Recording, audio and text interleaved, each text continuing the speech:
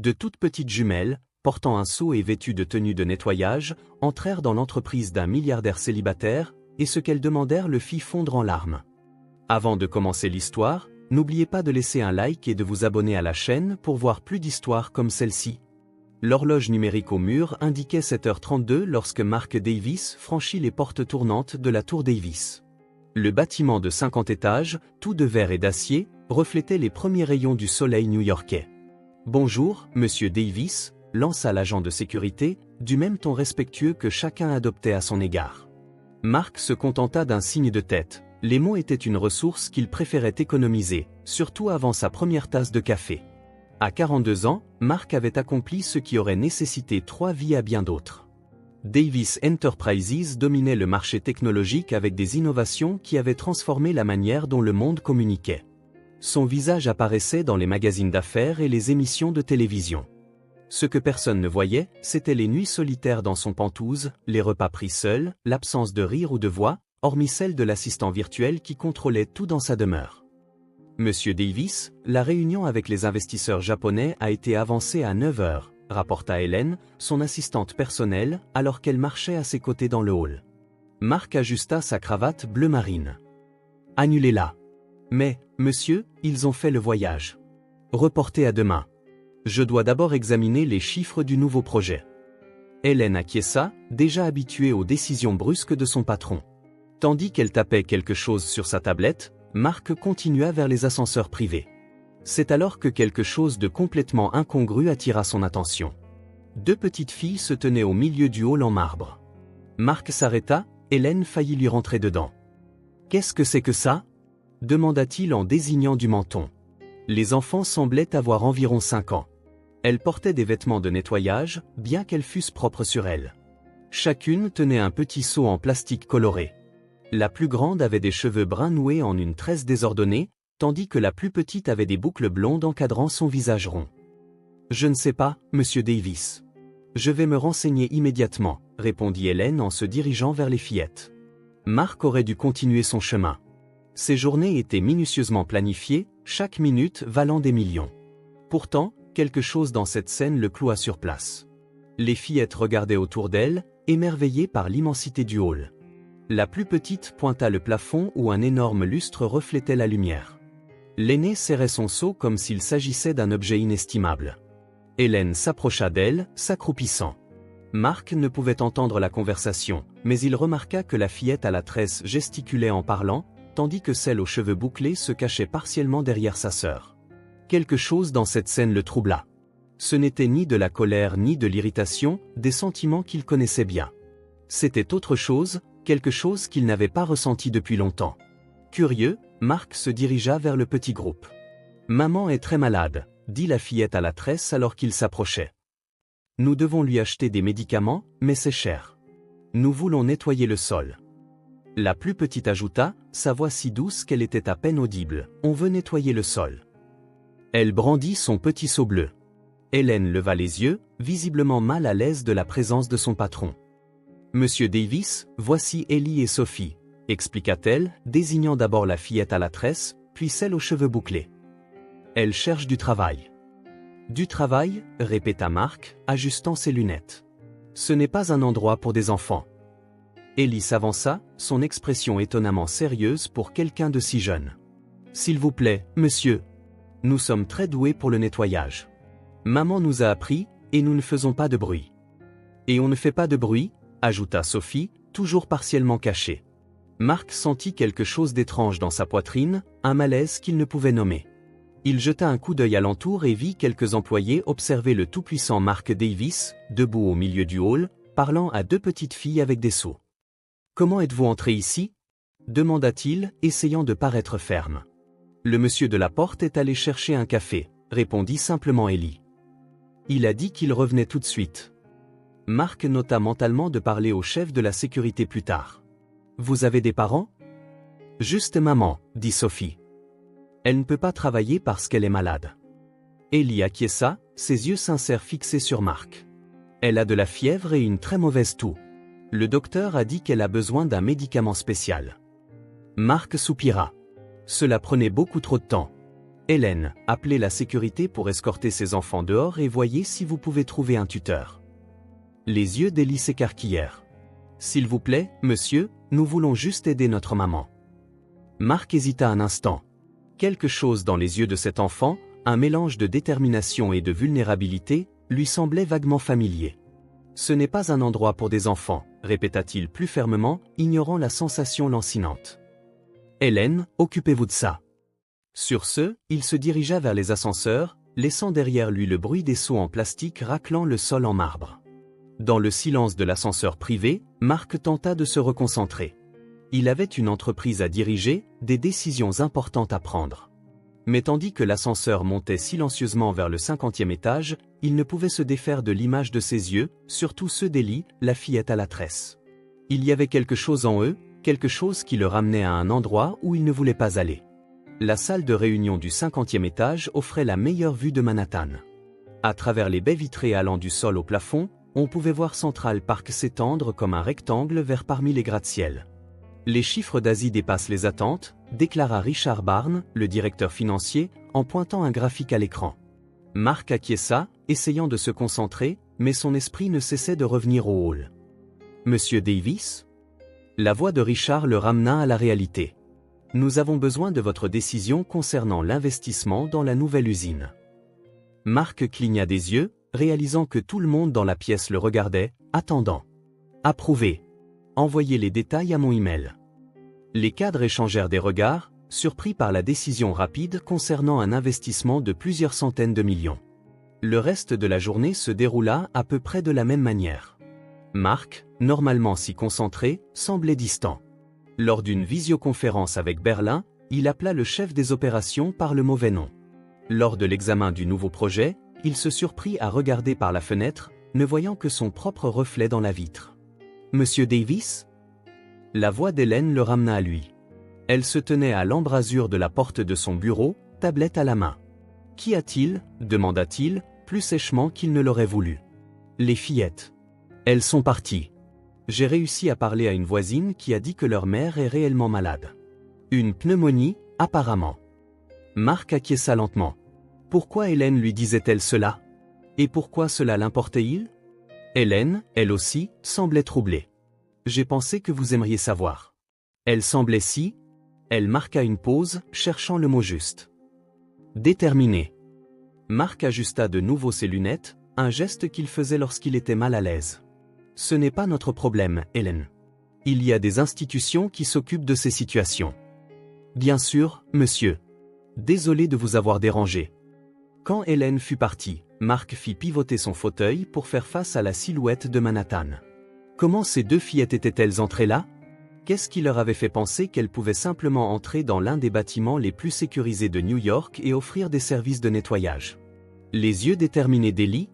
Quel lointain souvenir cela avait-il ravivé? Mark secoua la tête. Il n'avait pas de temps pour ça. Pourtant, cette nuit-là, en rentrant dans son luxueux appartement avec sa vue panoramique sur la ville, Mark sentit quelque chose de différent. L'espace de près de 1000 mètres carrés lui avait toujours semblé adéquat, un refuge et un symbole de tout ce qu'il avait accompli. Maintenant, cependant, les espaces vides hurlaient en silence. Les lumières automatiques s'allumèrent à son passage, révélant des pièces immaculées que personne n'utilisait, des canapés sur lesquels personne ne s'asseyait, une table à manger qui n'accueillait jamais de convives. Dans la cuisine, Mark ouvrit une bouteille de vin cher. Il remplit un verre et l'emporta sur le balcon. Dehors, New York scintillait comme un champ d'étoiles tombées. Son esprit était occupé par des images qu'il ne parvenait pas à chasser. Deux petites filles avec des seaux colorés, voulant nettoyer le sol d'un gratte-ciel pour acheter des médicaments à leur mère. Ridicule, murmura-t-il pour lui-même. Mais ce n'était pas ridicule. C'était émouvant. C'était effrayant. Cela touchait quelque chose en lui qu'il pensait s'être refermé depuis longtemps. À contre-cœur, Mark se permit de se souvenir de sa propre enfance. Pas la bonne partie, les moments joyeux étaient rares. Non, il se souvenait du besoin, du manque, du sentiment constant de ne jamais avoir assez. Grandir dans le quartier ouvrier de Pittsburgh n'avait pas été facile. Sa mère cumulait 2 emplois, son père traînait et dépensait le peu d'argent supplémentaire en alcool. Mark apprit très tôt que s'il voulait quelque chose, il devrait l'obtenir par lui-même. À 10 ans, il livrait des journaux. À 12, il tondait des pelouses et lavait des voitures. À 15, il travaillait à temps partiel dans une supérette après l'école. Tout pour s'échapper, pour construire quelque chose de différent. Et il y parvint, une bourse pour une université d'élite, son premier emploi dans une start-up prometteuse, puis la création de sa propre entreprise. Le reste appartenait à l'histoire. Mais ces fillettes, il y avait quelque chose dans leurs yeux déterminés qui le ramenait en arrière, cette même volonté désespérée de faire n'importe quoi, absolument n'importe quoi, pour changer une situation impossible. Marc termina son vin d'une traite et rentra. Il se sentait agité, mal à l'aise dans sa peau. Il prit son téléphone et envoya un message à Hélène. Ses fillettes ont-elles laissé une adresse ou un contact? La réponse arriva presque immédiatement. Monsieur. Mais j'ai l'adresse que la voisine a mentionnée. Marc fixa le message un long moment avant de répondre. Envoyez-la moi. Il ne savait pas ce qu'il ferait de cette information, probablement rien. Mais pour une raison quelconque, il avait besoin de la voir. Cette nuit-là, Marc Davis, l'homme qui pouvait acheter presque tout au monde, ne put s'acheter une nuit de sommeil paisible. Deux paires d'yeux, l'une déterminée, l'autre timide, le suivirent jusque dans ses rêves agités. 3 jours plus tard, Marc était en réunion du conseil d'administration lorsque son téléphone vibra. Un message d'Hélène, elles sont de retour. Inutile de préciser de qui il s'agissait. Messieurs, prenons une pause de 15 minutes, annonça-t-il en se levant brusquement. Les administrateurs échangèrent des regards surpris. Marc Davis ne prenait jamais de pause. Dans l'ascenseur, il se surprit à ajuster sa cravate et à passer une main dans ses cheveux. Pourquoi était-il nerveux? Ce n'étaient que 2 enfants. Quand les portes s'ouvrirent sur le hall, il les repéra immédiatement. Elles étaient assises sur l'un des bancs en marbre près de la fontaine décorative, tenant toujours leur seau coloré, maintenant garni de quelques petits produits de nettoyage, éponges, chiffons et même une minuscule raclette. Ellie discutait avec enthousiasme avec un agent de sécurité, tandis que Sophie restait silencieuse, observant tout avec de grands yeux curieux. Marc s'approcha lentement, et l'agent se redressa aussitôt. « Monsieur Davis, j'étais juste en train de… » « C'est bon », le coupa Marc, se tournant vers les fillettes. « Vous êtes de retour. » Ce n'était pas une question, mais Ellie acquiesça, un sourire illuminant son visage. « Maman va plus mal », expliqua-t-elle, son sourire s'effaçant. « On a vraiment besoin de ce médicament. » Elle tousse toute la nuit, ajouta doucement Sophie, baissant les yeux sur ses chaussures. Marc sentit un pincement au cœur, une sensation qu'il ne reconnaissait pas tout à fait, ou peut-être qu'il ne voulait pas reconnaître. « Comment êtes-vous arrivé ici ?»« En bus », répondit fièrement Ellie. « Je sais lequel prendre. » Marc les imagina, si petites, naviguant seules dans les transports en commun de New York. C'était à la fois troublant et impressionnant. « Vous pensez vraiment pouvoir nettoyer cet endroit ?» demanda-t-il, une pointe d'amusement dans la voix. Étonnamment, ce fut Sophie qui répondit. « On peut commencer par les coins, dit-elle sérieusement. C'est ce que maman dit toujours. » Marc sentit un sourire involontaire se dessiner au coin de ses lèvres. « Hélène » appela-t-il, et son assistante apparut presque instantanément à ses côtés. « Trouvez un endroit où ces fillettes peuvent aider, et assurez-vous qu'elles soient payées pour leur travail. » Les yeux d'Ellie s'illuminèrent. « Merci, monsieur. On va tout faire briller, promis. » Marc acquiesça, se tournant déjà pour retourner à sa réunion. Mais avant d'atteindre l'ascenseur, il jeta un dernier regard en arrière. Les 2 fillettes étaient conduites par Hélène vers une zone plus isolée du hall. Sophie, celle aux cheveux bouclés, lui jeta un coup d'œil par-dessus son épaule et lui fit un signe timide de la main. Marc lui rendit son signe avant de pouvoir se retenir. De retour dans la salle du conseil, il tenta de se concentrer, mais ses pensées dérivaient sans cesse vers le hall, vers 2 petites filles avec des seaux colorés et des yeux déterminés. Qui étaient-elles? D'où venaient-elles? Et pourquoi, malgré toute logique, s'en souciait-il? À la fin de la réunion, il prit son téléphone et envoya un autre message à Hélène. « Renseignez-vous davantage sur elles. Nom complet, où elles vivent, qui est leur mère. » Tout. La réponse arriva quelques secondes plus tard. « Oui, monsieur. » Marc rangea son téléphone, ressentant quelque chose qu'il n'avait pas éprouvé depuis longtemps, une curiosité sincère pour d'autres personnes. Et peut-être une première étincelle de quelque chose d'autre, quelque chose d'inconfortablement proche de la compassion. Il était près de minuit quand Hélène envoya les dossiers sur la tablette de Marc. Il était dans son appartement, sur le balcon, à mi-chemin d'un verre de whisky, la ville scintillant en contrebas. Il n'avait pas pu se concentrer sur son travail de tout l'après-midi, attendant les informations qu'il avait demandées. 6 juin, ce que j'ai trouvé sur la famille Miller, disait le message d'Hélène. Les fillettes reviendront demain à 10 heures. Avez-vous besoin d'autre chose, monsieur Davis?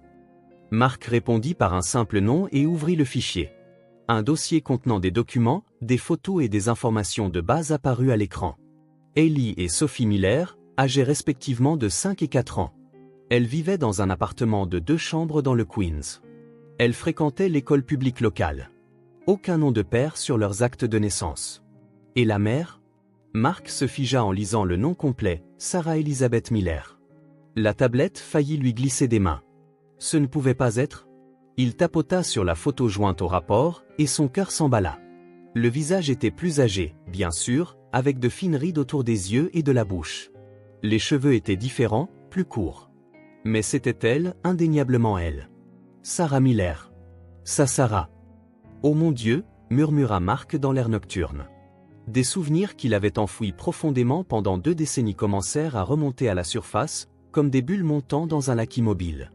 Pittsburgh, quartier de Shadyside. Il avait 16 ans, Sarah en avait 15. Il ferma les yeux, laissant les images affluer. Sarah avec ses longs cheveux bruns et ses yeux qui semblaient toujours voir à travers lui. Sarah assise avec lui sur le trottoir devant chez elle pendant qu'il lui expliquait ses grands projets d'avenir.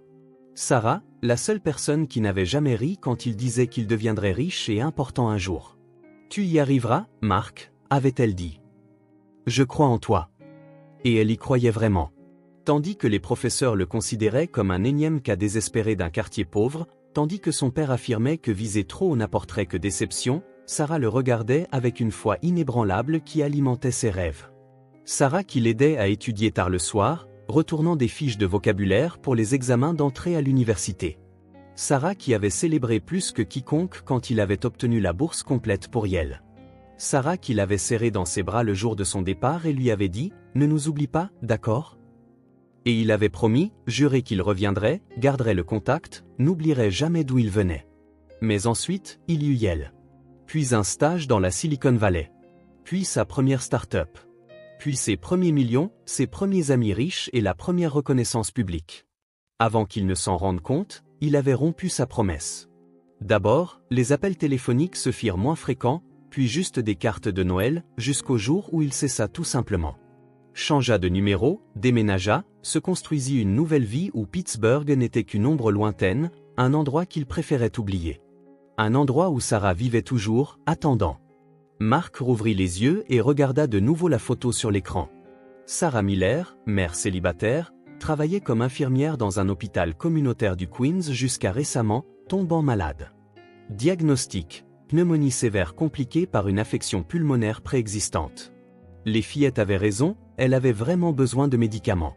Des médicaments coûtant probablement plus cher qu'elle ne pouvait se le permettre.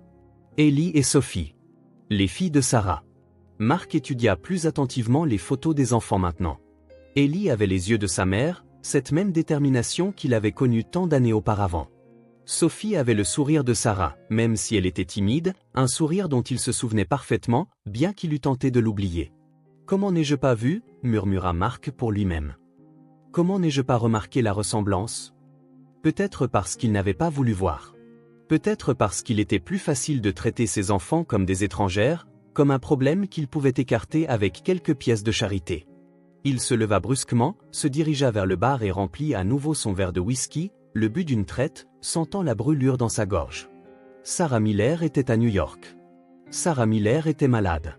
Sarah Miller avait 2 filles assez désespérées pour entrer dans un gratte-ciel d'entreprise avec des sous. Et lui, Mark Davis, le garçon dont elle avait toujours cru qu'il ferait de grandes choses, avait ignoré son existence pendant 2 décennies. Il prit son téléphone et ouvrit sa liste de contacts. Chercha les noms des meilleurs médecins de la ville. Pensa à envoyer une équipe médicale à son appartement du Queens immédiatement. Pensa à déposer une grosse somme sur son compte bancaire. Pensa à 1000 solutions impliquant son argent et son influence, mais pas sa présence. Puis il s'arrêta. Non, pas cette fois. Pas encore. Mark posa le téléphone sur la table et retourna sur le balcon.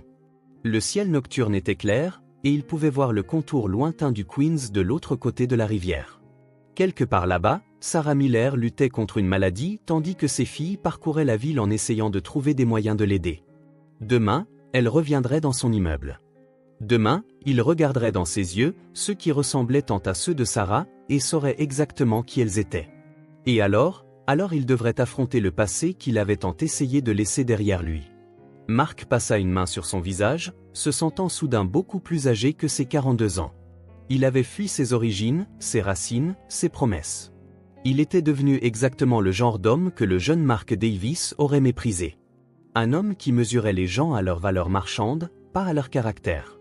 Et maintenant, l'univers lui offrait une seconde chance sous la forme de 2 petites filles avec des seaux colorés. 2 petites filles qui n'avaient aucune idée que, longtemps auparavant, leur mère était la seule personne au monde à croire que Mark Davis pouvait devenir quelqu'un d'important. Mark se réveilla avant son alarme. En fait, il avait à peine dormi. Découvrir que Sarah Miller, sa Sarah, était la mère des fillettes l'avait tenu éveillé la majeure partie de la nuit. Il s'habilla avec soin, écartant 3 costumes avant d'opter pour quelque chose de plus simple, un jean foncé et un pull en cachemire gris. Rien qui ne crie milliardaire, rien qui ne créerait encore plus de distance entre eux. Dans l'ascenseur privé qui descendait au garage, il répéta ce qu'il pourrait dire. Des excuses, des explications? Comment résumer 20 ans d'absence en quelques phrases?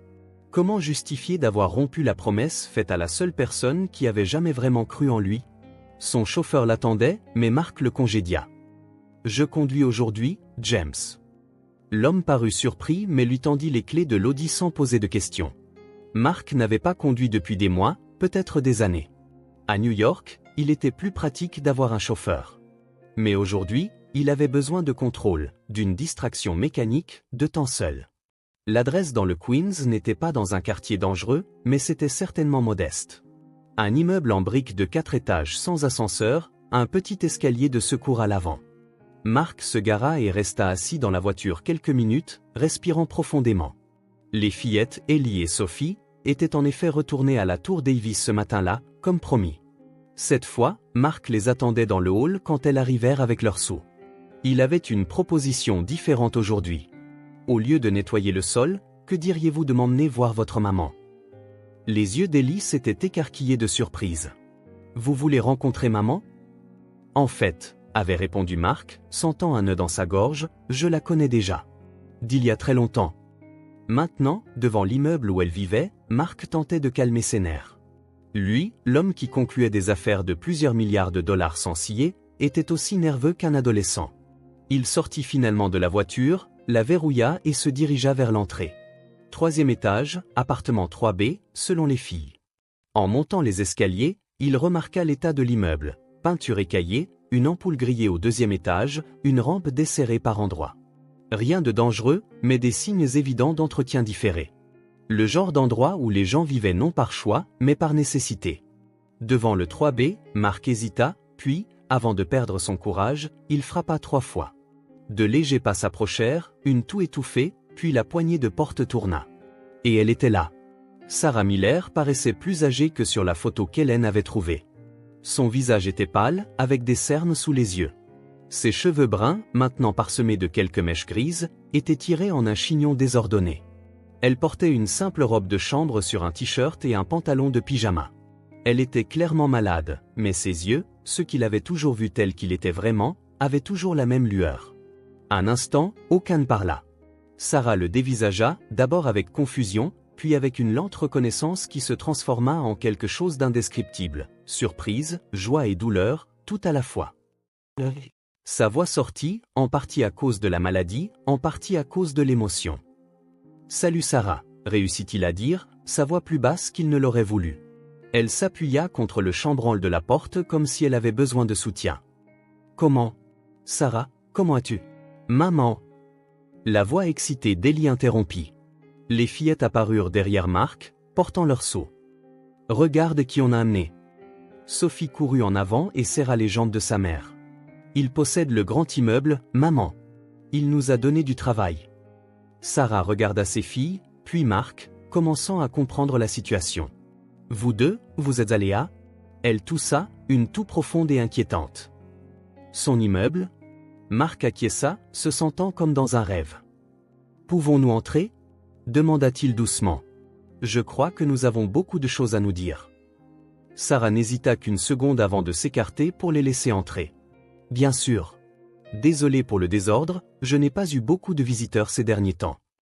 L'appartement était petit mais propre et organisé, compte tenu qu'il abritait 2 enfants de 5 ans et une mère malade. Le salon communiquait avec la cuisine dans un espace ouvert. Un court couloir menait probablement aux chambres et à la salle de bain. Quelques jouets étaient éparpillés, mais quelqu'un avait tenté de les ranger dans une boîte dans un coin. « Asseyez-vous », offrit Sarah, indiquant un canapé usé mais propre. Elle-même prit place dans un fauteuil en face d'eux, Sophie grimpant immédiatement sur ses genoux. « Vous êtes allé à l'immeuble de Monsieur Davis ?» demanda Sarah à ses filles, sa voix un mélange d'inquiétude et d'étonnement. « Pourquoi ?»« Pour nettoyer le sol », expliqua simplement Ellie. « Pour acheter tes médicaments. » Les yeux de Sarah se remplirent de larmes. Elle serra Sophie plus fort et tendit un bras vers Ellie, qui s'approcha. « Mais vous n'auriez pas dû. C'est si dangereux. » « Elles vont bien, assura Marc. Bien que, oui, c'était une surprise de voir 2 enfants avec des seaux dans mon hall. Sarah essuya une larme, puis toussa de nouveau, tournant la tête de côté. Je suis désolé pour ça, Marc. Les choses ont été difficiles depuis que j'ai perdu mon emploi. L'hôpital a fait des coupes le mois dernier. Tu n'as pas à t'expliquer, interrompit doucement Marc. Je comprends. Mais il ne comprenait pas vraiment. Comment le pourrait-il ? Son monde avait cessé d'inclure les soucis de payer des factures ou d'acheter des médicaments depuis longtemps.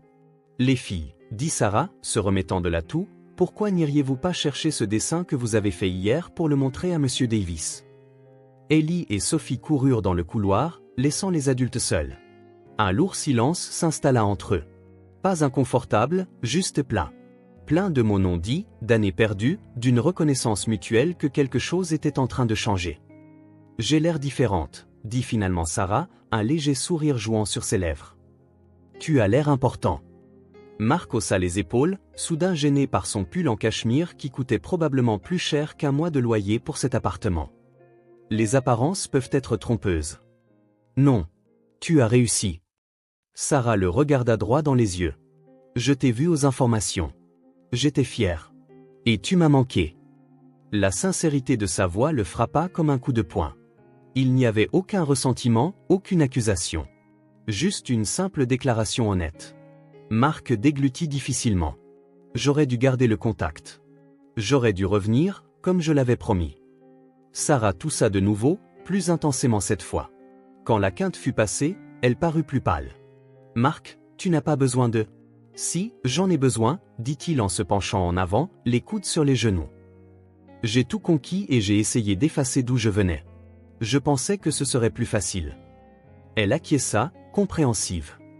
Mais effacer ce qui fait de nous ce que nous sommes n'est jamais facile. Les mots flottèrent entre eux, remplissant l'espace d'une vérité que Marc avait évitée pendant 2 décennies. « Comment vont tes parents ?» demanda-t-elle doucement, changeant de sujet. « Mon père est mort il y a 5 ans. Problème de foie. Je suis désolé. Moi aussi. » C'était vrai. Malgré tout, Marc regrettait de ne pas avoir eu une meilleure relation avec son père. « Ma mère vit en Floride maintenant. Je lui ai acheté une maison là-bas. » Sarah sourit, mais le sourire fut interrompu par une autre violente quinte de toux. Elle se couvrit la bouche avec un mouchoir, et Marc remarqua des traces de sang quand elle le baissa. « Sarah, tu as besoin d'un médecin. »« J'en ai déjà vu un, » répondit-elle, sa voix plus faible. « Mais les médicaments qu'il a prescrits, mon assurance ne couvre pas grand-chose depuis que j'ai perdu mon emploi et... » Marc prit son téléphone. « J'appelle mon médecin personnel. Il sera là dans 30 minutes. » Avant que Sarah ne puisse protester, les fillettes revinrent, portant des dessins colorés. Le moment de la confrontation passa, mais l'inquiétude de Marc ne fit que grandir. « Regardez, Monsieur Davis. » Ellie tendit une feuille de papier. « C'est le grand immeuble où vous travaillez. » Marc prit le dessin. C'était la tour Davis, reconnaissable même dans le style enfantin des crayons de cire, un grand rectangle avec de nombreuses fenêtres et le logo de l'entreprise au sommet. « C'est très bien, Ellie. Et celui-ci est à vous. » Sophie offrit timidement son dessin, un bonhomme allumette aux cheveux foncés portant ce qui ressemblait à un costume. « C'est moi ?» demanda Marc, sincèrement touché. Sophie acquiesça, se cachant partiellement derrière le canapé. « Vous êtes l'homme important qui nous a aidés ?» Marc sentit quelque chose se briser en lui. Ses enfants, les enfants de Sarah, le voyaient comme quelqu'un de bien, quelqu'un qui aidait. Si seulement elles savaient comment il avait abandonné leur mère. « Les filles, avez-vous déjeuné ?» demanda Sarah, essayant de se lever mais paraissant étourdie. « On n'a plus de céréales, maman, » répondit Ellie. « Mais ce n'est pas grave, on n'a pas vraiment faim. » Marc vit le regard désespéré sur le visage de Sarah, le regard d'une mère incapable de nourrir ses enfants. « Et si on sortait déjeuner ?» suggéra-t-il rapidement. « Je connais un super endroit près d'ici. » Les yeux des fillettes s'illuminèrent. « On peut, maman ?» supplia Ellie. Sarah parut sur le point de refuser, mais une autre quinte de tout la saisit, la laissant essouffler. « Sarah, tu as besoin d'aide » insista Marc en s'approchant. « Laisse-moi t'aider, s'il te plaît. » Quelque chose dans son ton, peut-être l'urgence, peut-être la sincérité, fit que Sarah acquiesça lentement. « D'accord, murmura-t-elle. « Merci. » Le médecin de Marc, le docteur Reynolds, arriva 20 minutes plus tard. C'était un homme d'âge mûr avec une mallette en cuir coûteuse et des manières douces. Il examina Sarah dans la chambre pendant que Marc divertissait les fillettes dans le salon, leur montrant des jeux sur son téléphone. « A-t-elle d'autres parents ?» demanda Marc à Ellie pendant qu'ils attendaient. « Une tante pour s'occuper de vous quand maman n'est pas bien ?» Ellie secoua la tête. « Non. Grand-mère est allée au ciel l'année dernière. Il n'y a que nous. » Marc acquiesça, traitant l'information. Sarah était seule, élevant 2 petites filles sans réseau de soutien dans une ville chère comme New York. Lorsque le docteur Reynolds sortit de la chambre, son expression était sérieuse. Il fit signe à Marc de s'approcher. « Monsieur Davis, votre amie a une pneumonie sévère, compliquée par une ancienne blessure au poumon. Elle a besoin d'une hospitalisation immédiate. » « Prenez les dispositions nécessaires, » répondit Marc sans hésitation. « Hôpital privé, meilleure chambre disponible. Toute dépense à ma charge. » Le médecin acquiesça, habitué à l'efficacité de Marc. « Et les enfants ?» demanda-t-il en jetant un coup d'œil à Ellie et Sophie, qui dessinaient maintenant à la table de la cuisine. Marc n'y avait pas pensé. Il n'y avait pas de parents, pas de tante pour les prendre temporairement en charge. Les services sociaux les sépareraient probablement dans différentes familles d'accueil. « Je m'en occupe, » dit-il, surpris par sa propre décision mais sachant instinctivement que c'était la bonne. Le docteur Reynolds parut sceptique. « Monsieur Davis, avec tout le respect que je vous dois, votre style de vie n'est pas exactement. »« Je ferai tous les ajustements nécessaires, » interrompit Marc. « Les fillettes resteront avec moi pendant que Sarah sera à l'hôpital. » Après le départ du médecin pour prendre les dispositions, Marc entra dans la chambre pour parler à Sarah. Elle était appuyée contre les oreillers, paraissant encore plus fragile sous la lumière directe. « Le docteur Reynolds veut vous emmener à l'hôpital » informa Marc en s'asseyant sur le bord du lit. Sarah ferma les yeux. « Je ne peux pas me le permettre, Marc. »« Et les filles ? Toutes les dépenses sont couvertes » la rassura-t-il. « Et quant aux filles, si vous le permettez, elles peuvent rester avec moi jusqu'à ce que vous vous rétablissiez. » Sarah ouvrit les yeux, surprise. « Avec toi, Marc ? Tu ne m'as pas vu depuis 20 ans et maintenant tu veux t'occuper de mes enfants ? » La question était juste, plus que juste. « Je sais que je ne mérite pas ta confiance, Admire. Mais je promets de bien m'occuper d'elles. Elles seront ma priorité absolue. Et tu pourras leur parler tous les jours par vidéo. » Il marqua une pause. « S'il te plaît, Sarah. Laisse-moi faire ça. Laisse-moi réparer un peu de ce que j'ai brisé. » Sarah l'étudia un long moment. Même malade, ses yeux avaient cette qualité pénétrante qui lui donnait toujours l'impression qu'elle pouvait voir à travers ses défenses. « Elle t'aime bien, » dit-elle finalement. « Ça signifie beaucoup pour moi. » Autre pause. « D'accord, Marc. Je te fais confiance pour t'occuper d'elle. Mais promets-moi que tu les laisseras être des enfants. Pas de nounous à plein temps ni d'école chic d'un coup. Laisse-les simplement être qui elles sont. »« Je promets, » dit-il en lui prenant la main, remarquant à quel point elle était chaude à cause de la fièvre. 2 heures plus tard, une ambulance privée emmenait Sarah au New York Presbyterian, où une équipe de spécialistes l'attendait déjà. Marc resta derrière avec Ellie et Sophie, les aidant à faire un petit sac de vêtements et de jouets préférés. « Est-ce que maman va guérir ?» demanda Sophie, sa petite voix tremblante alors qu'elle serrait un lapin en peluche usée.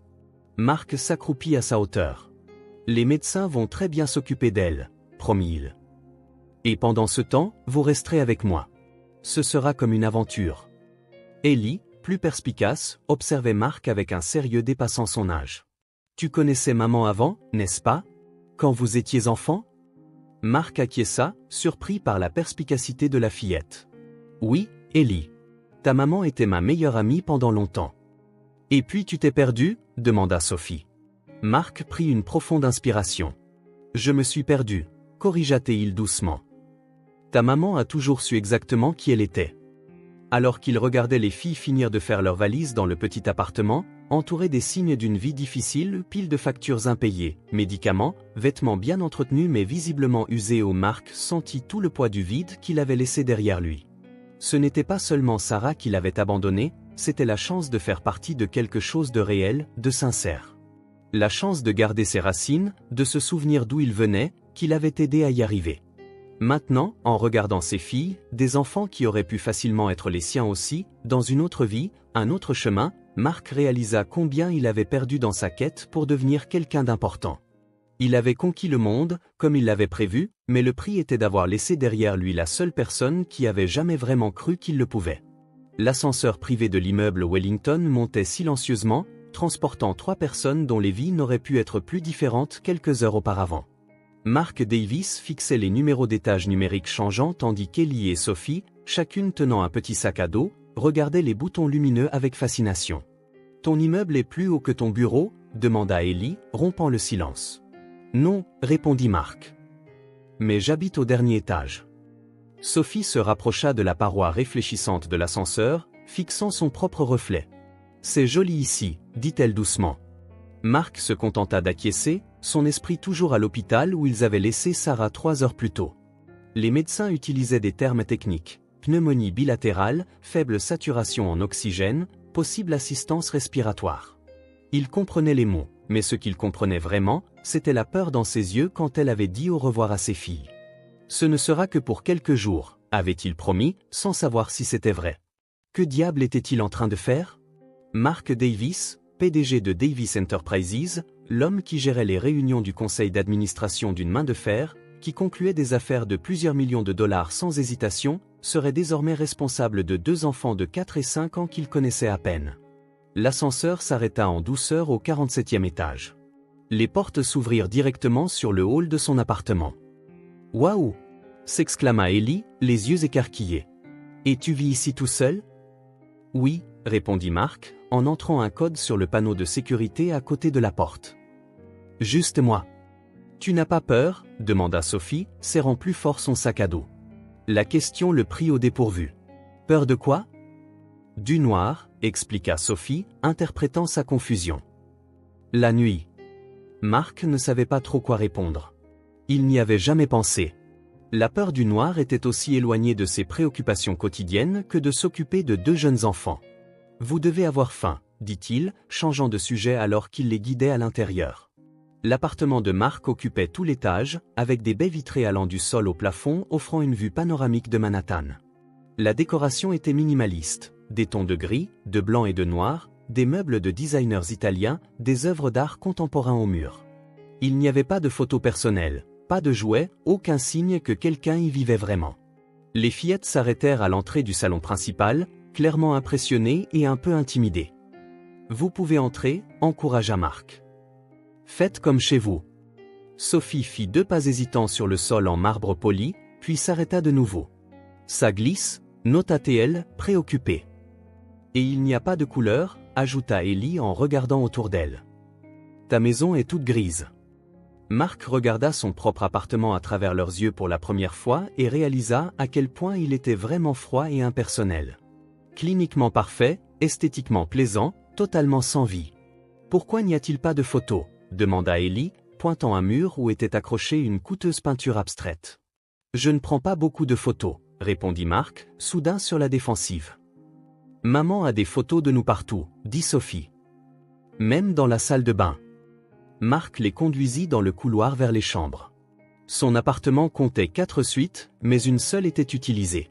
Les autres restaient immaculées, comme des chambres d'hôtel attendant des invités qui n'arrivaient jamais. « Vous pouvez choisir la chambre que vous voulez », offrit-il, ouvrant les portes une par une. Les fillettes jetèrent un coup d'œil dans chaque chambre, toutes décorées dans le même style minimaliste, avec d'immenses lits king size qui ressemblaient à des océans pour leur petit corps. « On peut rester dans la même chambre ?»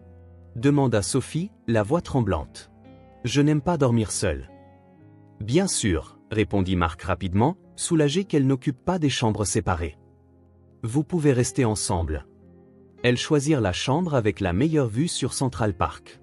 Marc posa leur petit sac à dos sur l'énorme lit. « On va organiser vos affaires, et ensuite on mangera quelque chose. Ça vous va ?» Les fillettes acquiescèrent, mais leur mouvement était retenu, comme si elles avaient peur de toucher quoi que ce soit ou de faire du bruit.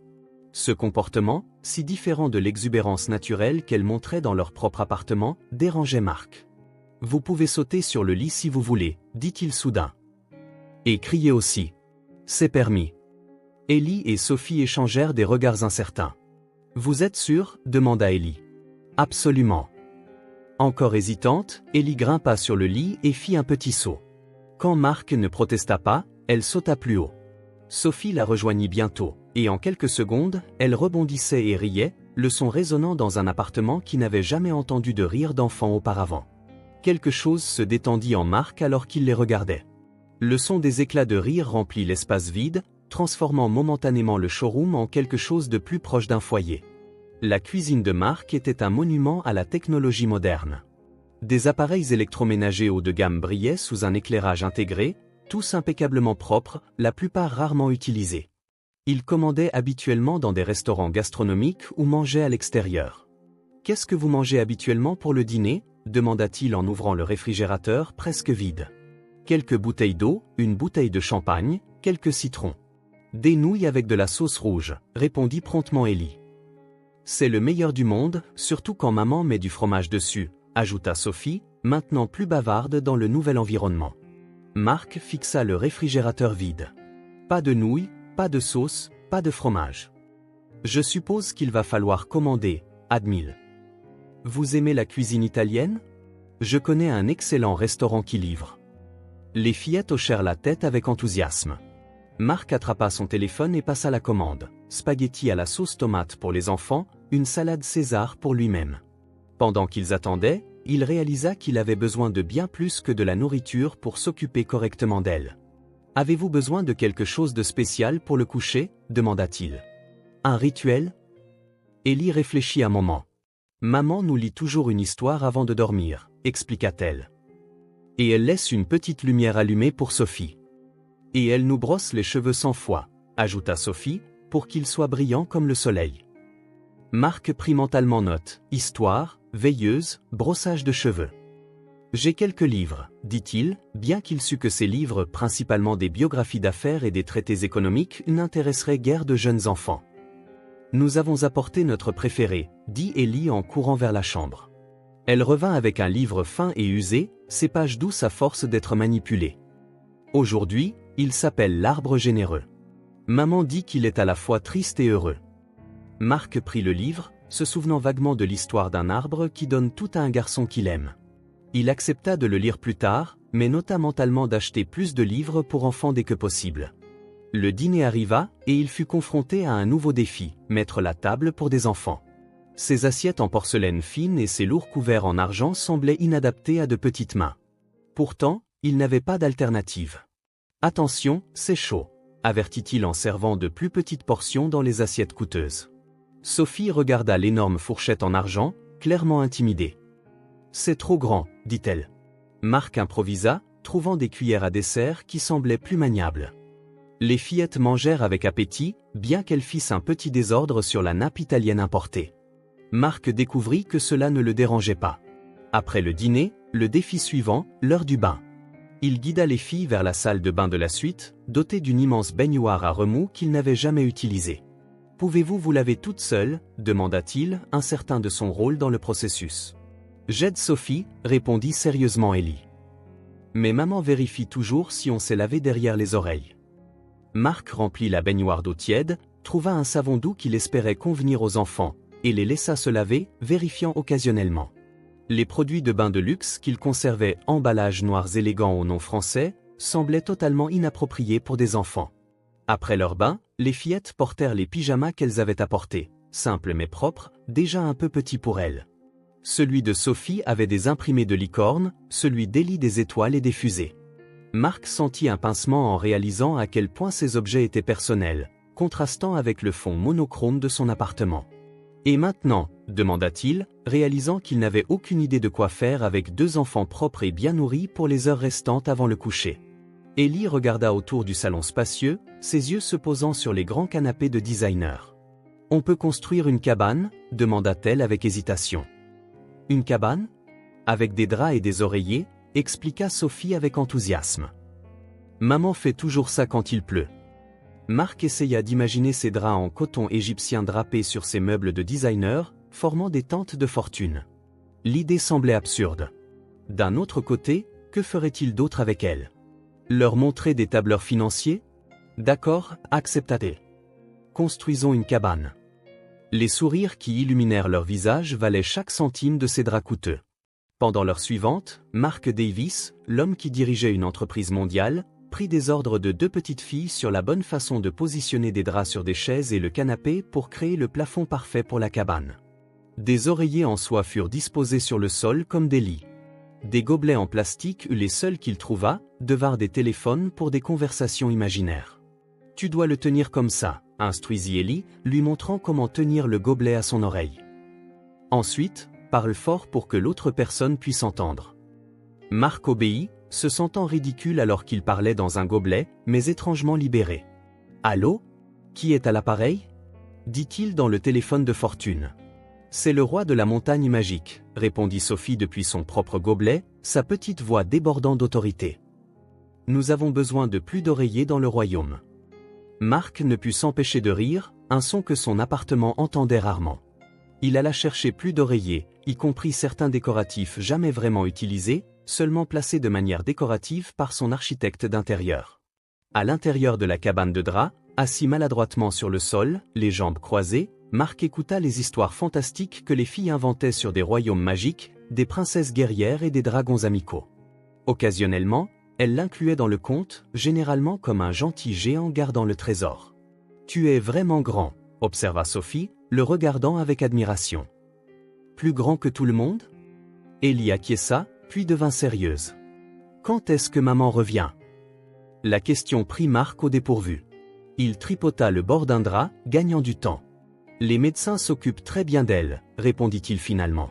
« Mais elle doit rester à l'hôpital jusqu'à ce qu'elle soit de nouveau forte. » « Et si elle ne guérit pas ?» La voix de Sophie était presque un murmure. Le cœur de Marc se serra.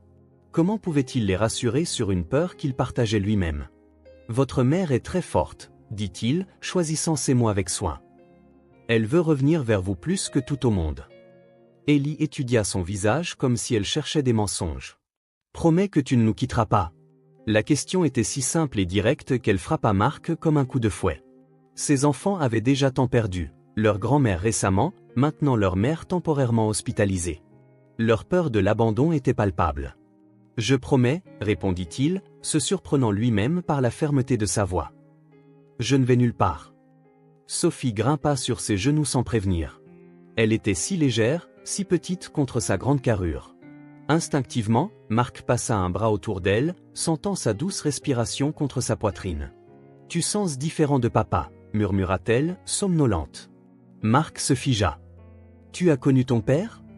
Ellie, qui arrangeait des oreillers, secoua la tête. « Non, il est parti avant ma naissance. Mais parfois, maman parle de lui. Elle a dit qu'il sentait la cannelle et le bois. » Marc digéra cela, se demandant quel genre d'homme quitterait Sarah pour élever seules 2 filles. Il sentit une pointe de culpabilité en se souvenant que lui aussi l'avait abandonné des années plus tôt. « Il se fait tard, » dit-il doucement. « Je crois qu'il est temps pour une histoire, et ensuite au lit. » Marc porta Sophie, presque endormie, jusqu'à la chambre. Ellie suivit, bâillant mais insistant qu'elle n'était pas fatiguée. Il les plaça sur le grand lit, se sentant maladroit en ajustant les oreillers et en remontant les couvertures.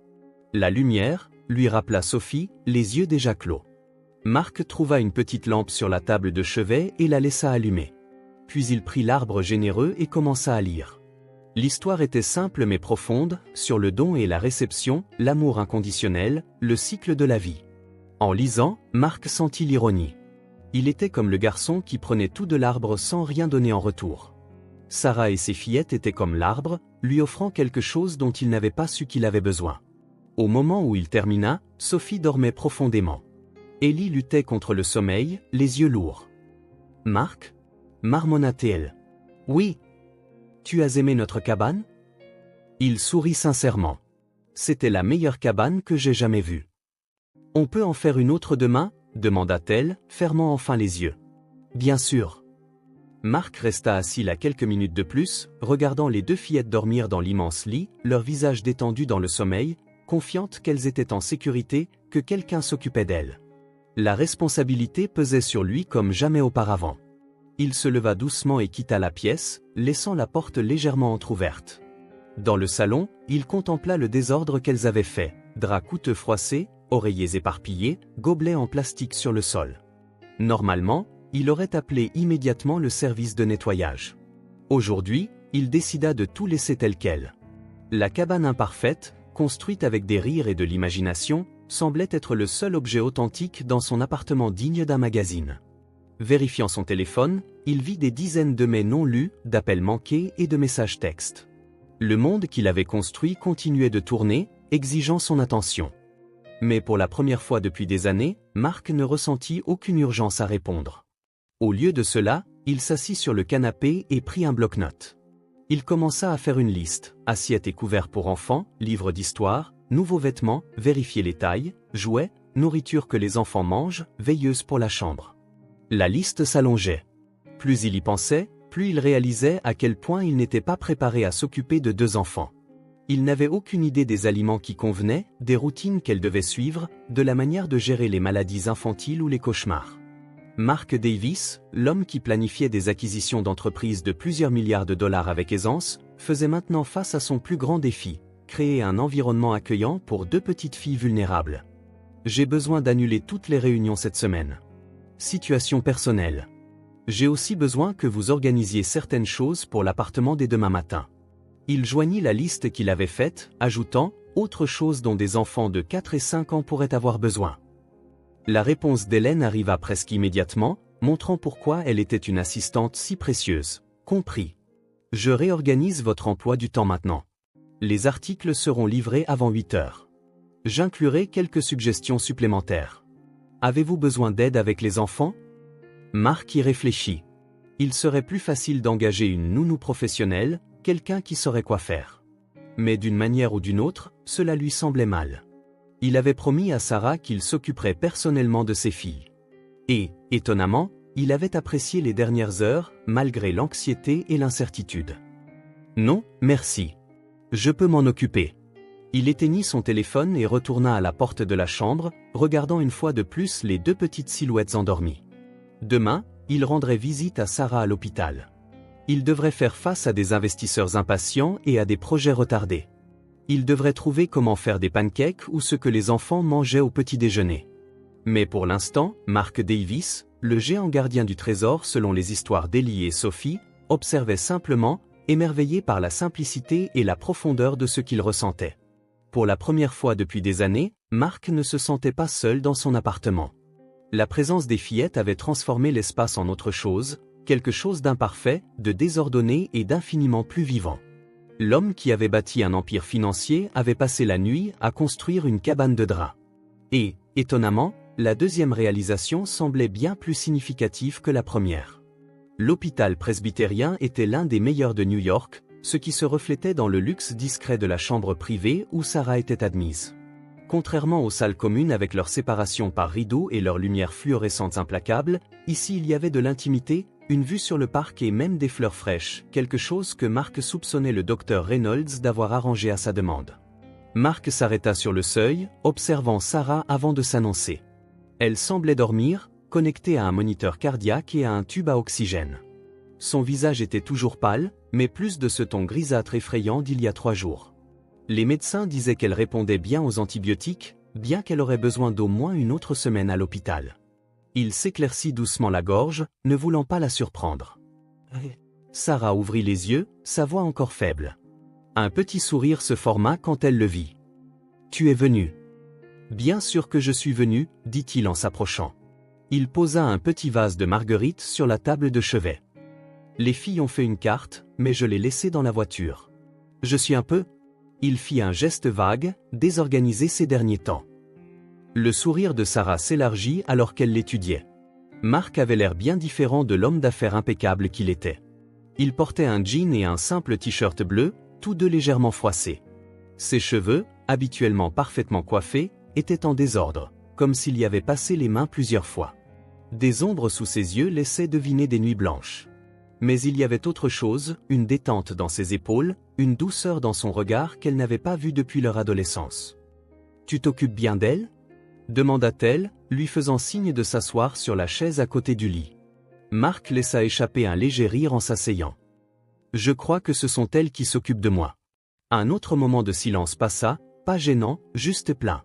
Plein de mots non dits, d'années perdues, d'un sentiment mutuel que quelque chose était en train de changer. « Sophie a fait un cauchemar la nuit dernière », continua Mark. « Je me suis réveillé à 3 heures du matin en l'entendant appeler. Ça m'a fait une peur bleue, j'ai cru qu'il s'était passé quelque chose de terrible. » Il secoua la tête, se souvenant.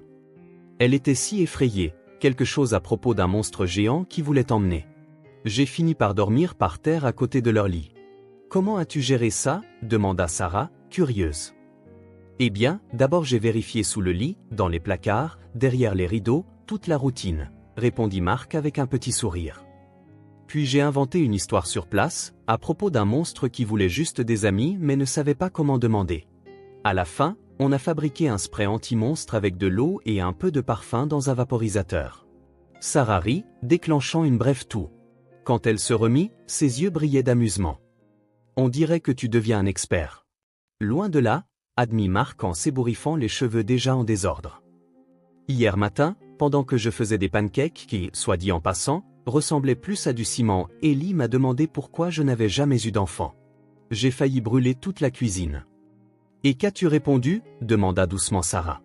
Mark resta silencieux un moment, contemplant le ciel gris par la fenêtre. « J'ai dit que je n'avais jamais trouvé le temps, » répondit-il finalement. « Mais la vérité, c'est que je n'ai jamais trouvé la place, dans mon cœur, je veux dire. » Il se tourna vers elle. « J'ai tout construit autour de moi pour tenir les gens à l'écart. Même mon appartement, tu aurais dû voir comment les filles l'ont regardé le premier jour. Comme si c'était un musée où elles n'avaient pas le droit de toucher à quoi que ce soit. Et maintenant ? Maintenant. » Mark sourit sincèrement. « Maintenant, ça ressemble à une scène de catastrophe. Il y a des dessins sur le frigo, une cabane permanente dans le salon, et tellement de jouets que j'ai failli me rompre le cou en trébuchant sur une licorne en plastique hier soir. » Sarah sourit, et malgré sa maladie et sa fatigue, Mark remarqua qu'elle était toujours belle. Pas la beauté superficielle qui dominait son monde actuel, mais une sorte de beauté plus profonde, une beauté qui venait de l'intérieur. « Je n'arrive toujours pas à croire qu'elles sont allées à ton immeuble avec des seaux, » dit Sarah en secouant légèrement la tête. Je n'arrivais pas à comprendre pourquoi elle me semblait si familière, avoua Mark. Surtout Ellie. Ce regard déterminé ? Elle me ressemble à cet âge, confirma Sarah. Mais l'entêtement. Elle marqua une pause, étudiant Mark, elle tient ça de toi. Mark haussa les sourcils de surprise. De moi ? Tu ne te souviens pas à quel point tu étais têtue ? Je vais quitter cet endroit, Sarah. Je vais construire quelque chose de grand. Je vais leur montrer à tous. Tu répétais ça comme un mantra. Mark se souvint d'eux deux, assis sur le trottoir devant chez elle, partageant rêves et projets. Il était plein d'ambition et de colère, elle était pleine d'espoir et de foi. Deux adolescents qui pensaient pouvoir déchiffrer le monde. « Et je l'ai fait, dit-il doucement. J'ai fait exactement ce que j'avais promis. »« Oui, » acquiesça Sarah. « Tu l'as fait. » Un autre silence s'installa entre eux, plus lourd cette fois. « Mais à quel prix » murmura Mark, presque pour lui-même. Sarah tendit la main, et Mark la prit sans hésitation. Sa peau était chaude, probablement à cause d'une fièvre persistante, mais sa prise était ferme. « Il n'est jamais trop tard, Mark, dit-elle doucement. Pour changer.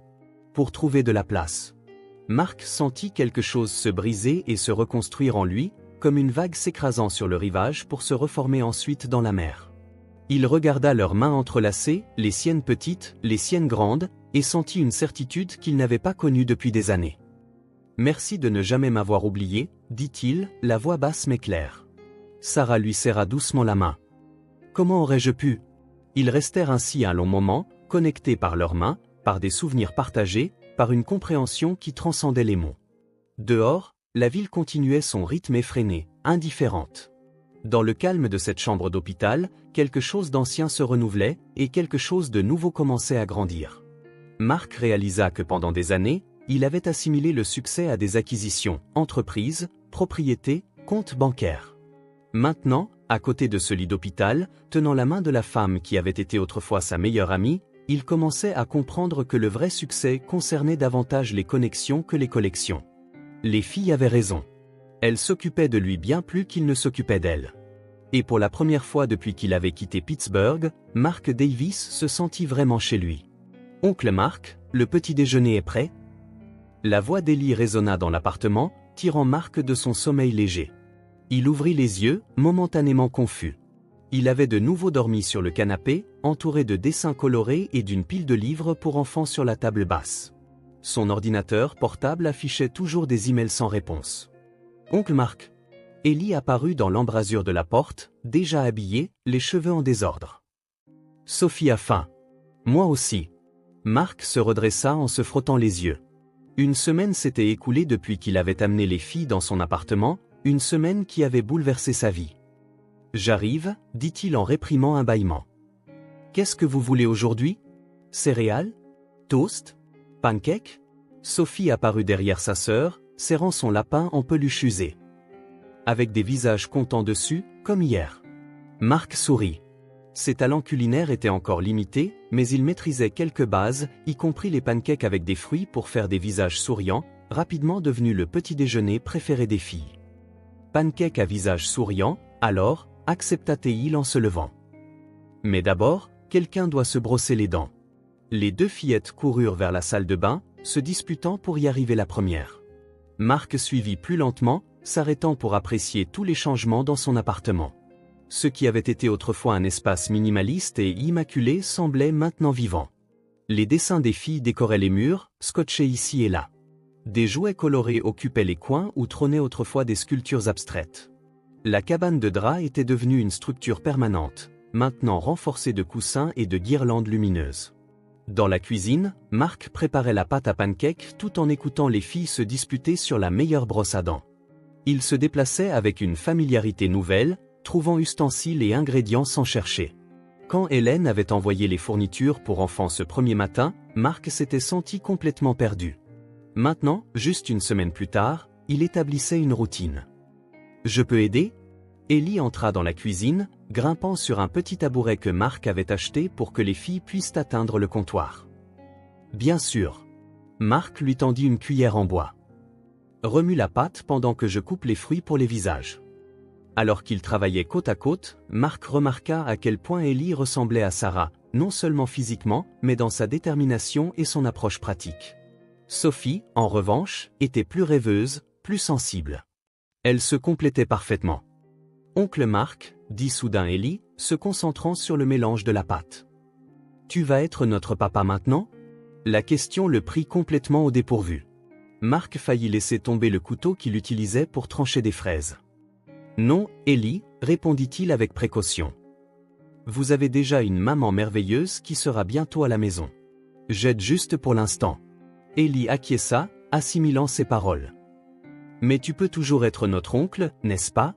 Même quand maman rentrera à la maison. » Marc sentit une oppression familière dans sa poitrine, un sentiment auquel il s'habituait avec les filles dans les parages.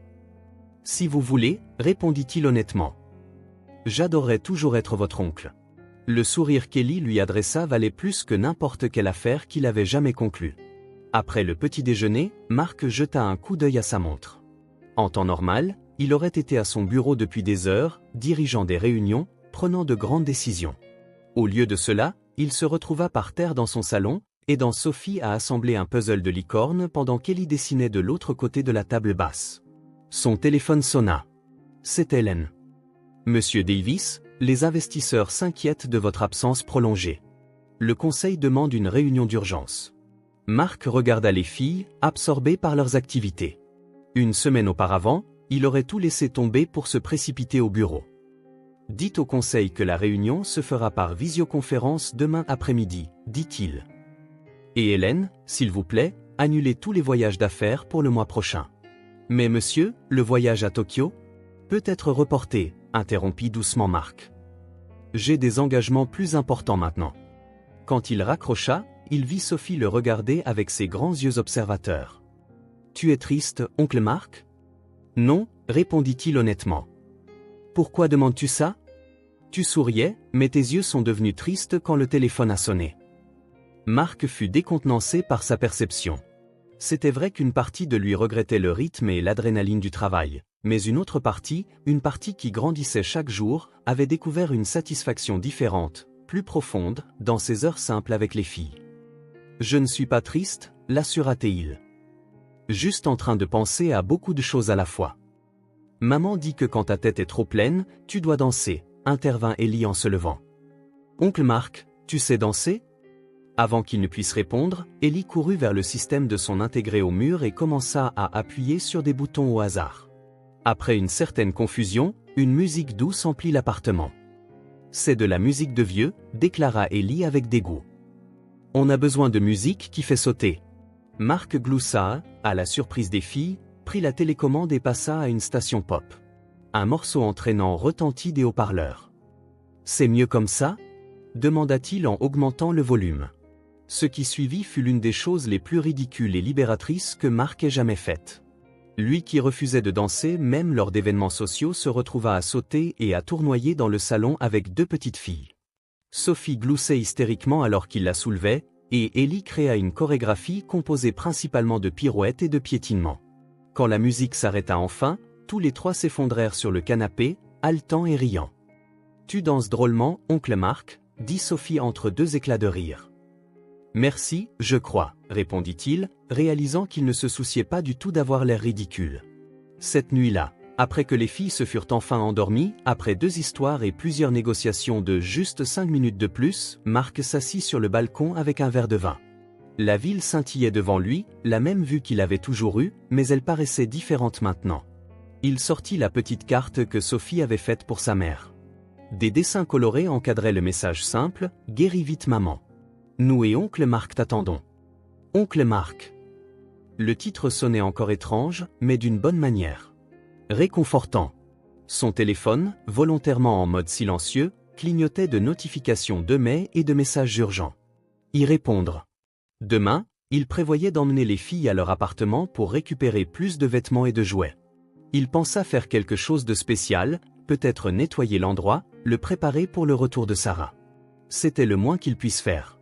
Mark Davis, qui vivait autrefois pour la prochaine grosse affaire, pour le prochain jalon d'entreprise, se retrouvait maintenant à planifier comment rendre une chambre d'enfant plus accueillante.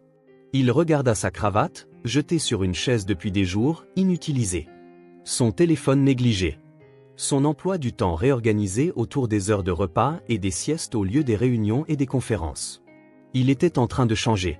Ou peut-être cette pensée le surprit, peut-être revenait-il simplement à qui il était vraiment, avant que le monde de l'entreprise ne le transforme en quelqu'un d'autre. Un homme qui ressentait. Un homme qui était présent. Un homme qui comprenait enfin que certaines choses ne peuvent être ni achetées, ni vendues, ni négociées. Elles ne peuvent qu'être vécues, instant après instant, le cœur pleinement ouvert. « Est-ce qu'elle rentre vraiment à la maison ?» demanda Sophie pour la 3e fois ce matin-là, les yeux brillants d'espoir alors que Marc attachait sa ceinture de sécurité. « Oui, princesse », répondit Marc avec un sourire. Le docteur Reynolds a dit que ta maman va beaucoup mieux et peut rentrer à la maison dans 2 jours. À côté d'elle, Ellie était correctement attachée, tenant une liste écrite d'une écriture enfantine. On doit tout nettoyer, déclara-t-elle avec le sérieux d'un chef de projet. Et acheter des provisions et des fleurs. Maman adore les fleurs. Et du pain chaud, ajouta Sophie. Elle dit toujours qu'une maison qui sent le pain est une maison heureuse. Marc acquiesça en démarrant la voiture. Les 2 semaines écoulées depuis qu'il avait amené les filles dans son appartement avaient été transformatrices. La routine qu'ils avaient développée était étonnamment confortable. Petit déjeuner de pancakes, visite quotidienne à l'hôpital, soirée de lecture et cabane de fortune. Mais maintenant, Sarah allait mieux, surmontant la pneumonie qui avait failli lui coûter la vie. Il était temps de préparer sa maison pour son retour. Que diriez-vous de faire une grosse surprise à maman, suggéra Marc alors qu'il conduisait vers le Queens. Rendre tout parfait pour son arrivée. Les filles acceptèrent avec enthousiasme, partageant déjà des idées. Marc sourit en les regardant dans le rétroviseur. Ellie et Sophie étaient devenues si importantes pour lui qu'il se souvenait à peine de ce qu'était la vie avant leur arrivée. C'était comme s'il avait découvert la couleur dans un monde qu'il ne voyait auparavant qu'en noir et blanc. L'appartement de Sarah était exactement tel qu'elle l'avait laissé 2 semaines auparavant. Petit, simple, mais avec une chaleur indéfinissable qui en faisait un vrai foyer. Contrairement à son propre appartement luxueux, cet endroit racontait des histoires, photos au mur, dessins d'enfants sur le frigo, plantes sur les rebords de fenêtres. « Par où commençons-nous » demanda Marc, évaluant le travail à faire. « D'abord, on fait une liste », répondit promptement Ellie, sortant un carnet de son sac à dos. Marc sourit. Ellie était aussi organisée que lui, quelque chose qu'il soupçonnait qu'elle tenait de Sarah. Sous l'œil vigilant d'Ellie, ils se partagèrent les tâches.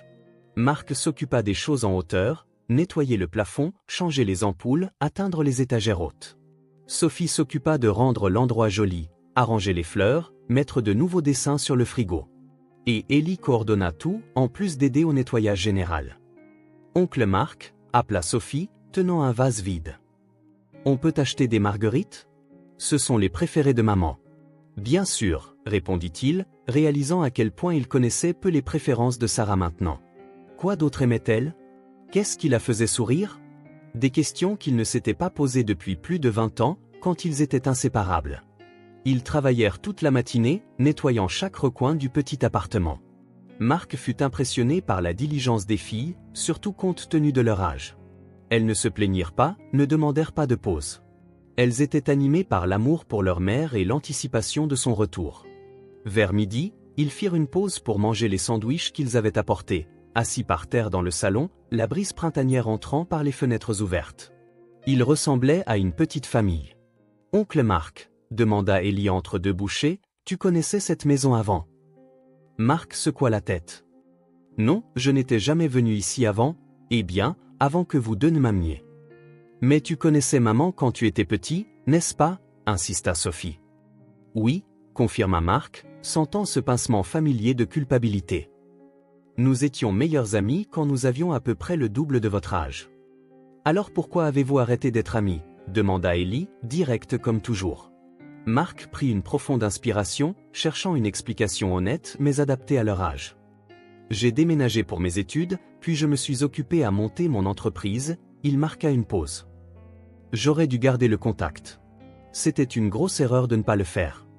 Les filles le regardèrent un moment, assimilant ses paroles. Mais maintenant tu es revenu, conclut Sophie, comme si cela réglait tout.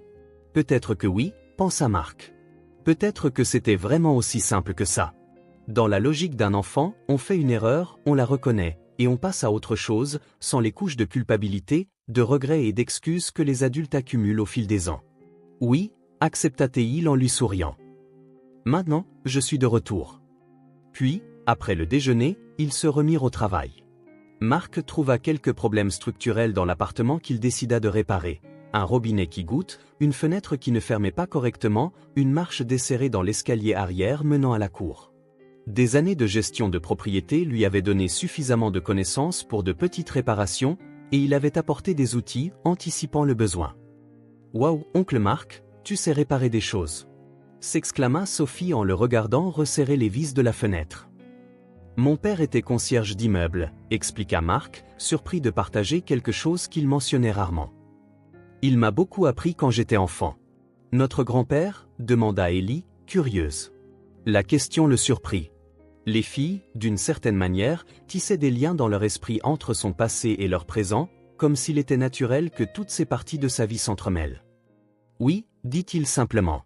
« Lui, votre grand-père. » Pendant que Marc terminait les réparations, les filles décidèrent de faire des affiches de bienvenue. Sophie, en particulier, était déterminée à créer quelque chose de spécial.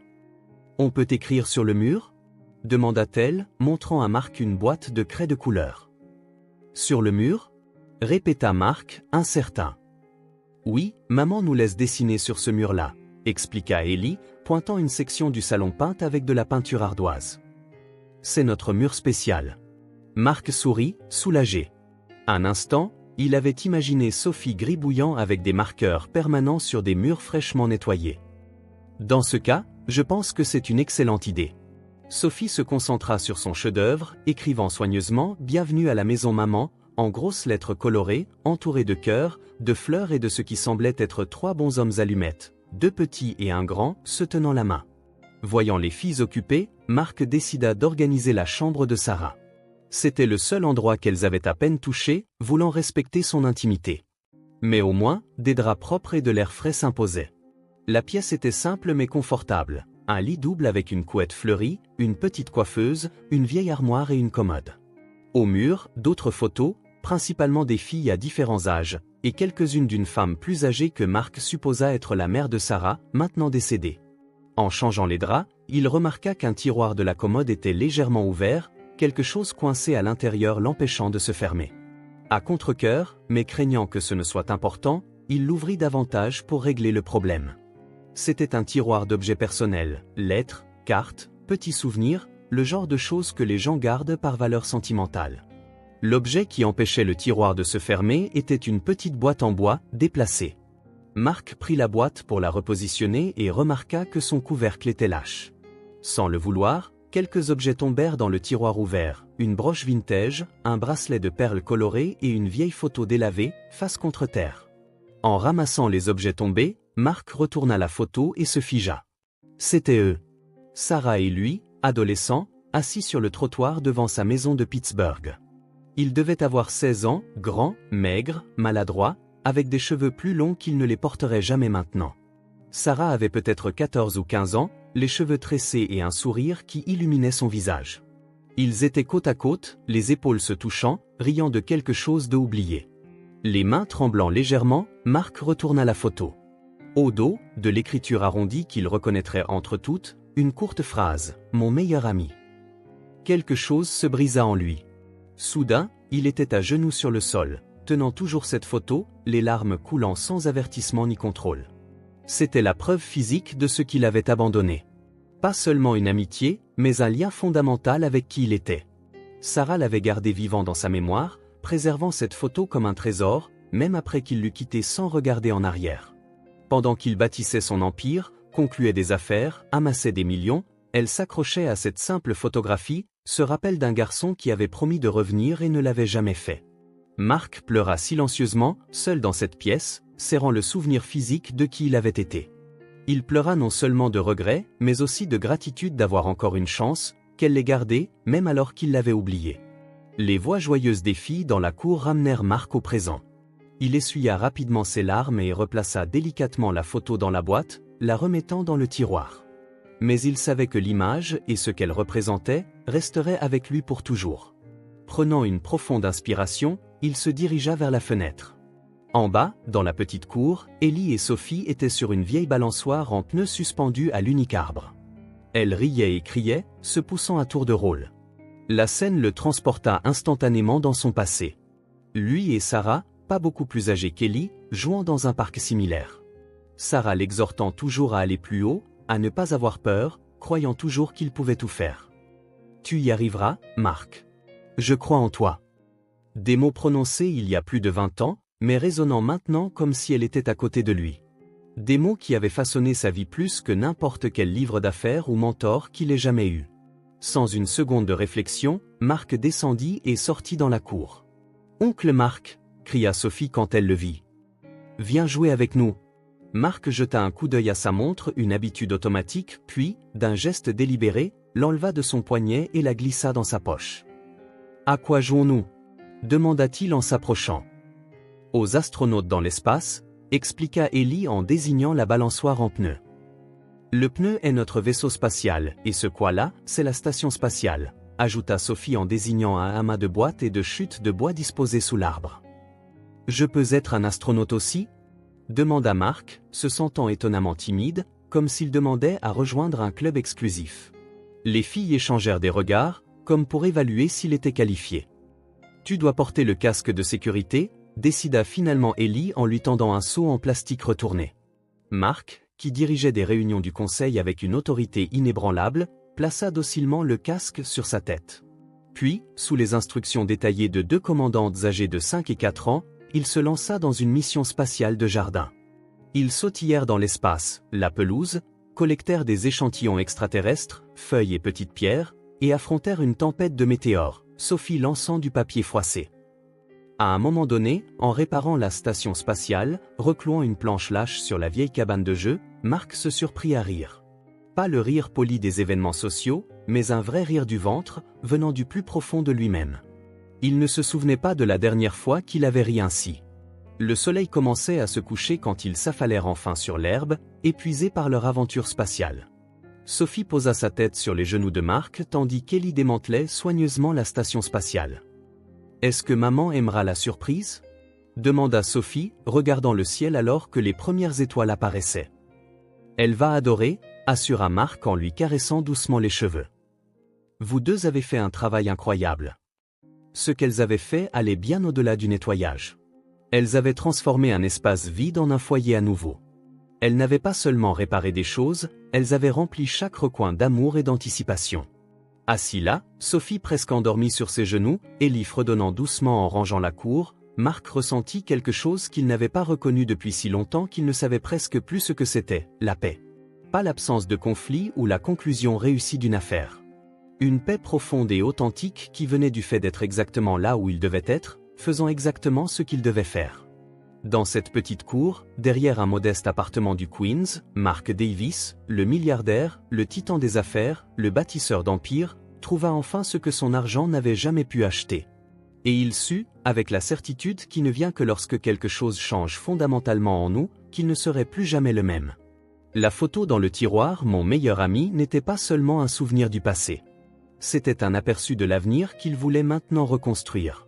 Le jour où Sarah fut enfin libérée de l'hôpital arriva. Mark se réveilla tôt, revoyant mentalement chaque détail pour la 100e fois. L'appartement était impeccable, propre, organisé, réparé. Les filles avaient décoré chaque coin avec des dessins, des fleurs en papier et des panneaux de bienvenue. Le garde-manger et le réfrigérateur étaient remplis, les lits avaient des draps frais. Tout était prêt. « Oncle Mark, à quelle heure allons-nous chercher maman ?» demanda Ellie, apparaissant dans l'embrasure de la cuisine, toujours en pyjama, les cheveux en désordre. « Dans 2 heures, répondit Mark en versant du lait sur ses céréales. On a le temps de se préparer et d'acheter des fleurs en chemin. Sophie entra juste derrière sa sœur, traînant son lapin en peluche. Est-ce qu'elle aimera la surprise ? Mark sourit en la soulevant sur une chaise. Elle va adorer. Vous deux avez fait un travail incroyable. Les 3 dernières semaines avaient changé Mark d'une manière qu'il n'aurait jamais pu prédire.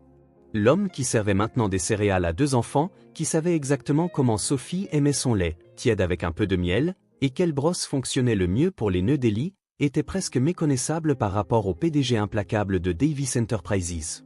Pendant que les filles mangeaient, Mark vérifia son téléphone. Des dizaines de mails non lus. Toutes les notifications étaient désactivées, sauf en cas d'urgence. Ces journées commençaient maintenant par des dessins animés et se terminaient par des histoires au coucher, pas par des réunions du conseil et des dîners d'affaires. Et, étonnamment, son ancienne vie ne lui manquait pas.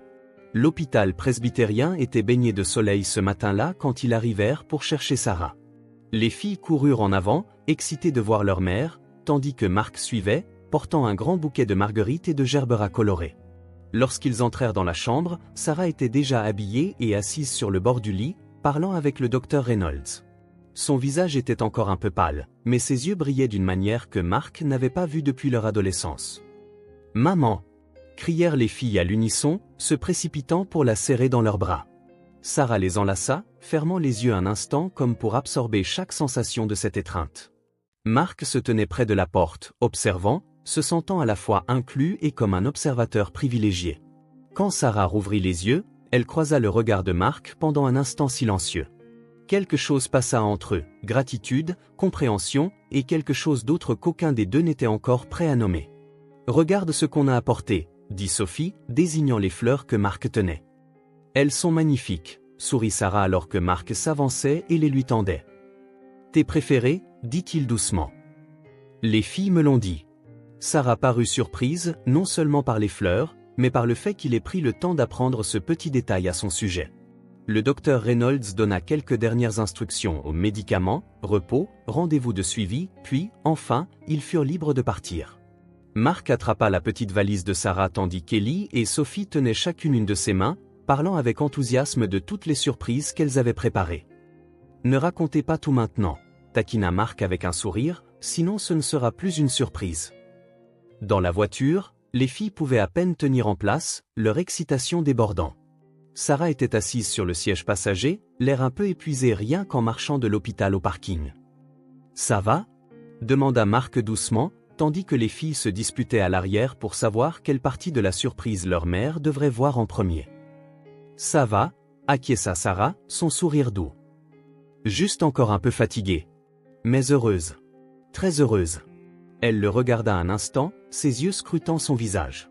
« Tu as l'air différent, Marc. » « Différent comment ? » Plus, présent. C'était une observation simple, mais remarquablement précise. En quelques semaines, Marc était passé d'un état où il était constamment ailleurs dans son esprit, toujours à planifier la prochaine étape, toujours à calculer, à être pleinement dans le moment présent. Grâce à elle. Quand ils arrivèrent au petit appartement du Queens, Marc se sentit inhabituellement nerveux. Lui et les filles avaient travaillé dur sur la surprise. Et si Sarah n'aimait pas les changements ? Et s'ils avaient touché à quelque chose de personnel ? Ferme les yeux, maman, ordonna Ellie quand ils atteignirent la porte. Sarah obtempéra en souriant, tandis que ses filles la guidaient soigneusement à l'intérieur. Marc resta légèrement en retrait, portant la valise et les observant toutes les trois. « Tu peux les ouvrir » annonça Sophie, sautillant presque d'excitation. Sarah ouvrit les yeux et resta momentanément sans voix. L'appartement, qu'elle avait quitté 3 semaines plus tôt alors qu'elle était faible et malade, paraissait maintenant transformé. Impeccablement propre, les fenêtres ouvertes laissant entrer la lumière et l'air frais.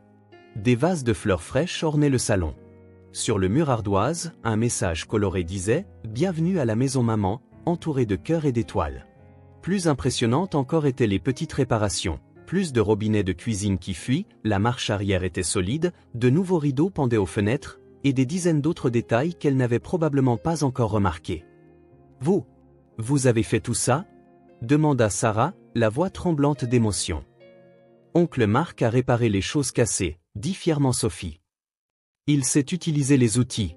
Et nous, on a aidé à nettoyer et à décorer », ajouta Ellie. « On a tout fait ensemble », dit doucement Marc en posant la valise. « Les filles sont de formidables aides. » Sarah traversa lentement le salon, touchant les meubles, absorbant chaque détail. Quand elle atteignit la cuisine, elle trouva du pain frais sur le comptoir, un réfrigérateur plein à craquer et un vase de marguerites sur la petite table. Elle se tourna vers lui, les yeux embués de larmes qu'elle tentait de retenir. « Je ne sais pas quoi dire. »« Tu n'as rien à dire, » répondit-il simplement. « On est juste heureux que tu sois à la maison. » La facilité avec laquelle ils dit on, s'incluant lui-même dans leur petite famille, ne passa pas inaperçue à Sarah. Elle le regarda un instant. Mark Davis, le milliardaire, debout dans sa modeste cuisine en jean et t-shirt, avec une tache de peinture colorée sur la manche, probablement l'œuvre de Sophie, l'air parfaitement à l'aise. « Maman, viens voir ta chambre » appela Ellie en lui tirant la main. La chambre de Sarah était également impeccable, drap frais, rideaux fraîchement lavés et un petit pot de violettes sur la table de chevet. « Ça, c'était l'idée d'oncle Marc » dit Sophie. « Il a dit que tu aurais besoin de beaucoup de repos. » Sarah s'assit sur le bord du lit, clairement submergée. 3 semaines à l'hôpital avaient été difficiles, non seulement physiquement, mais aussi mentalement, à s'inquiéter pour ses filles. Découvrir non seulement qu'elles allaient bien, mais que sa maison avait été soignée avec tant d'amour, était presque trop à supporter. « Je pense que maman a besoin d'un peu de repos maintenant, » dit doucement Marc, remarquant à quel point Sarah avait l'air fatiguée. « Et si vous deux alliez jouer dans la cour pendant que je prépare du thé ?» Les filles acceptèrent, bien que réticentes à quitter leur mère si tôt. Marc les guida dehors, promettant de les rejoindre bientôt. Dans la cuisine, pendant que l'eau bouillait, Marc réfléchit à la façon dont sa vie avait changé en à peine un mois. En mars, il était un homme seul, obsédé par le travail, vivant dans un appartement froid mais luxueux. Maintenant, en avril, il préparait du thé dans la modeste cuisine de son ami d'enfance, ayant passé les dernières semaines à s'occuper de ses enfants, à réparer sa maison, d'une manière ou d'une autre, à se réparer lui-même. Quand il retourna dans la chambre avec une tasse de tisane à la camomille, il trouva Sarah regardant par la fenêtre, observant ses filles jouer dans la cour. « Elles vont bien, » dit-elle doucement, sans se retourner. « Mieux que ce à quoi je m'attendais. » Marc posa la tisane sur la table de chevet et s'approcha, se tenant à côté d'elle. Ce sont des enfants extraordinaires, Sarah. Fortes, intelligentes, aimantes. Comment se sont-elles comportées dans ton appartement? Je veux dire? Marc sourit. Le premier jour, j'ai cru avoir fait une énorme erreur. Je n'avais aucune idée de quoi faire avec 2 petites filles. Mon appartement n'avait rien pour elles, pas de jouets, pas de livres pour enfants, même pas la bonne nourriture. Il marqua une pause, se souvenant. Mais elles m'ont appris. Appris? Sarah se tourna, curieuse. À construire des cabanes en drap, à dessiner des licornes, à ne pas avoir peur de faire du désordre. Il gloussa doucement. Ma décoratrice aurait probablement une crise cardiaque si elle voyait mon appartement maintenant. Il y a des dessins sur le frigo, des jouets partout, et une collection impressionnante de livres pour enfants. Sarah sourit, imaginant la scène. J'ai l'impression que je devrais m'excuser pour le dérangement, mais... Non, interrompit Marc, gentiment mais fermement. C'était tout le contraire d'un dérangement, Sarah. C'était un cadeau. Elle l'étudia un moment, ses yeux scrutant les siens comme elle le faisait quand ils étaient jeunes, toujours capable de voir au-delà de ses défenses. Tu as changé, Marc. Je suis revenu, corrigea-t-il doucement. À qui j'étais avant de me perdre. Sarah acquiesça, compréhensive. Elle prit une gorgée de tisane, ses yeux dérivant de nouveau vers la cour où les filles jouaient. On sort? L'air frais me fera du bien. La petite cour arrière était magnifique cet après-midi de printemps. L'unique parterre de fleurs, que Marc et les filles avaient soigneusement désherbé et arrosé ces derniers jours, arborait des marguerites, de petits tournesols et quelques tulipes colorées. Le vieil arbre dans le coin offrait une ombre agréable sur la pelouse où Ellie et Sophie jouaient maintenant avec quelques jouets. Marc aida Sarah à descendre les marches du porche et la guida vers les chaises de jardin qu'il avait réparées. De là où ils étaient assis, ils pouvaient observer les filles tout en parlant. Un instant, aucun ne parla. Il y avait tant à dire, tant d'années à combler. Il était difficile de savoir par où commencer. J'ai trouvé la photo, dit finalement Marc, regardant toujours les filles au lieu d'elles. La nôtre, de quand nous étions adolescents.